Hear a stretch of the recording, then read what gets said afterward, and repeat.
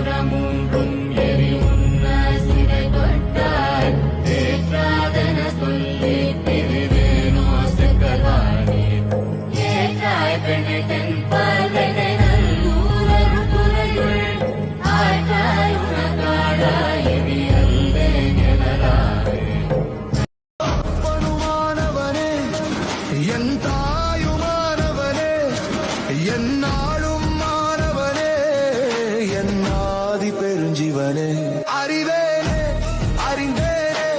என்னாலும் மறவேனே துதித்தேனே படிப்பேனே தினத்திரு அண்ணாமலையானே